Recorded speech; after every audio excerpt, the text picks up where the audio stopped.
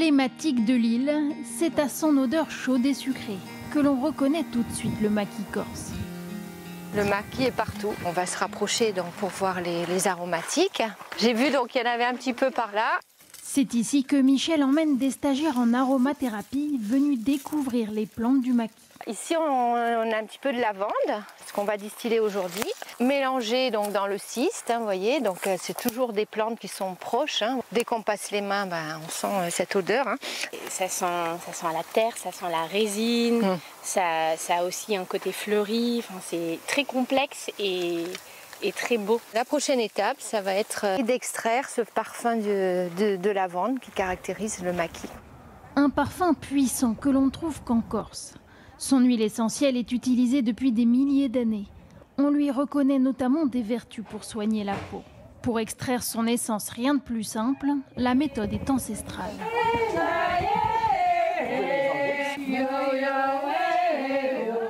On est reconnaissant de pouvoir travailler dans ces conditions, dans ce maquis qui nous donne tant, en fait, qui nous donne toute sa richesse et sa puissance à travers toutes ces huiles essentielles que l'on distille tout au long de l'année. Elle aussi a fait des plantes du maquis son métier, et même sa signature.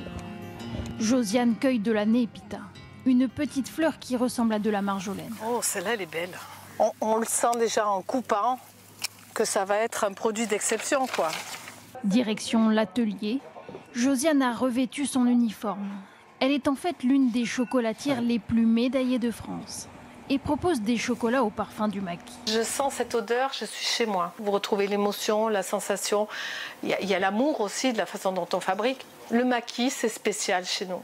Donc c'est toutes ces odeurs qui nous interpellent la première fois qu'on vient en Corse. Donc je voulais partager tout ça. Le maquis s'observe aussi vu du ciel. C'est la chance qu'ont les oiseaux, comme ce milan venu nous saluer. C'est justement en altitude que nous retrouvons Pierre et ses ruches installées dans le maquis depuis 25 ans. Les abeilles se régalent dans ces paysages sauvages, mais on a quand même des problèmes avec ce maquis, justement parce que c'est tellement sauvage qu'on n'a vraiment pas les manettes sur les floraisons. À cause des sécheresses à répétition, le maquis brûle et les abeilles n'ont pas suffisamment de quoi butiner. On voit qu'il n'y en a pas beaucoup. Les années se suivent, les floraisons non, les mielés non plus. En moyenne, on a perdu 45% de notre production par ruche à l'année depuis 2015. C'est toute la filière AOP Miel de Corse qui subit la sécheresse du maquis.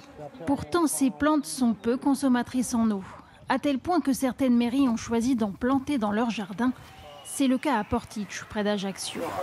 Il faut en rajouter un peu là, peut-être, ouais. On est très attentif à la consommation d'eau sur la commune, donc on a eu l'idée de planter ces fleurs du maquis traditionnelles, emblématiques et endémiques de l'île. Il y a un engouement pour les plantes endémiques, sur les immortelles, les myrtes, les lavandes, parce que il fait de plus en plus chaud, il y a moins besoin d'arroser.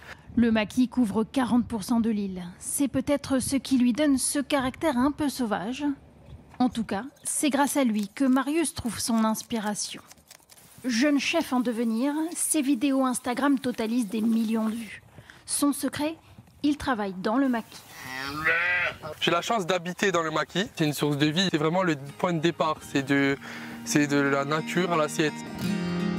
Au parfum de son maquis, de loin les yeux fermés, je reconnaîtrai la Corse. C'est par ces mots que Napoléon parlait de son île. Un dicton qui aujourd'hui encore résonne aux oreilles de tous ceux qui vivent avec la nature et qui partagent leur passion du maquis.